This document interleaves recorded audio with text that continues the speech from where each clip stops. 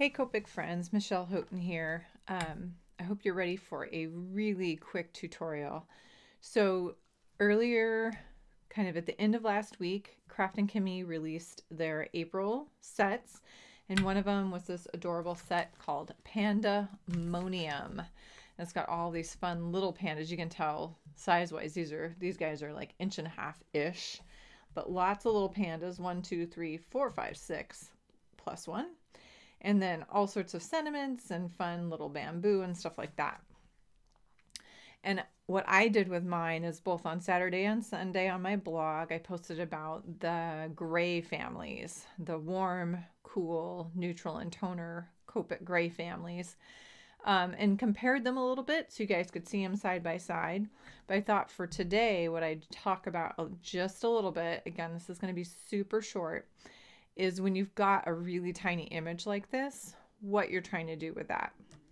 And so with a panda, you're looking at some really limited color. You've got the arms, you've got the legs, and then you've got their little eye patches and their ears that have that color, and it's usually dark, usually black.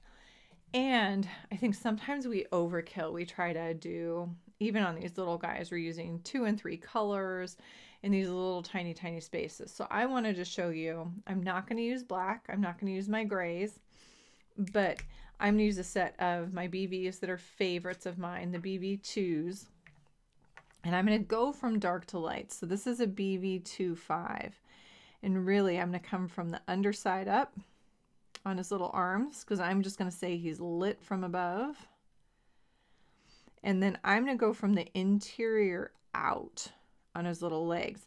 Now I know that both the arms and legs are cylinders, but on an image this small, there's no way I'm going to go both top and bottom. I have to pick one side or the other. And so my theory is if that light is coming straight down, it's probably going to hit the outside of the legs versus the inside. On the little eye patches, we're going to come a little bit from this exterior in. You can go a little bit under, but remember it's the head that's creating that shape, not the eye patch itself. And then the ears definitely from the bottom up and around. You could do a little bit in that tiny corner, but this is the main shading.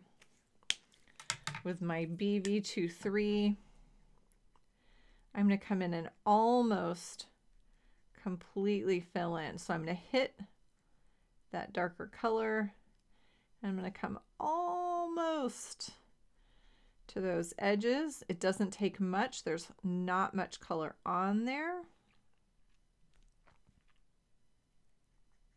And think about the shape of the face on those eye patches, not so much, again, the shape of the eye patch itself. And then BV20, so this time I do have the 3, but I'm going to show you corners, top corners, because I'm assuming that bridge of his nose pops forward, very top of those ears. And the ears, you may only have the BV25 and the BV20, so your lightest and your darkest, and then just right along those outer edges and right along the top. And most of the time, that's my shading on an image this size. Now, if I wanted to do the lighter areas, I'm today going to stick with this BV20. I'm going to create a little bit of shape and a little bit of shape and tummy. Nice round tummy.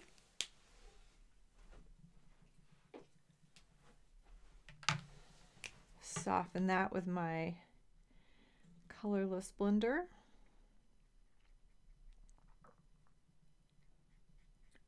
And that is a panda. If anything, I might add a little bit of color in those inside ears, but that's it. So let's do one more because they're so quick. Same deal. Right where that eye dips in, right in that corner. We're back to the BV25.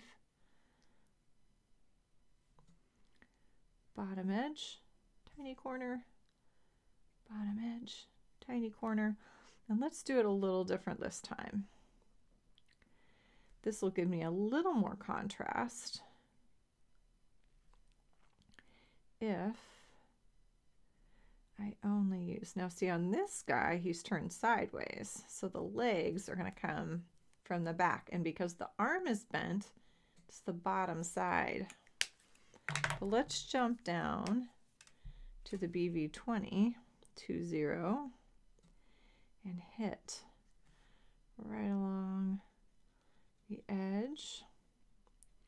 If you've got a nice group that are going to blend well, I happen to know that I work with this particular group, those BV2s, a lot, so I know I'm going to have pretty good luck even when I jump from my 20 to my 25. Now the BV2s also have a 29, and if I really wanted to push that, I could. Let's get this darker. And that just is probably going to fill in. Doesn't even need BV20 to add a little bit of color and shape. I shouldn't say color, a little bit of shape to the white areas.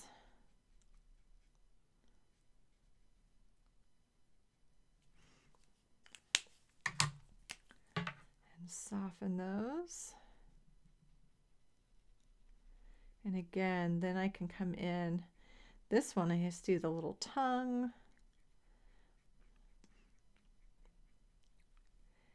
And then those areas that I didn't get stamped very well, like the pupils of the eyes, the interior of the mouth, I would just come back with a multi-liner and hit those. That's really it. That's as speedy, quick as I go. So I just want to encourage you, when something is this tiny, you don't need to add a ton of detail and shape. You can keep it really, really simple. Still think about the shape you're coloring, those spheres, those cylinders, but keep it really, really simple. And tune in. I'll have the finished card over on the Instagram post. So if you came there from there, you've seen it. If not, head over there. You can see the finished card. I don't know if I'll get it on the video or not. If so, lucky us, we got it done. So thank you so much for tuning in. That's it for this week. I hope you are enjoying your April, and if you haven't partaken over the yellow reds over at Violetta Ink, new stuff out at Craft and Kimmy, and of course always all of my new doings are over on scrapweaver.com. Thanks for joining me today. Have a happy, colorful day.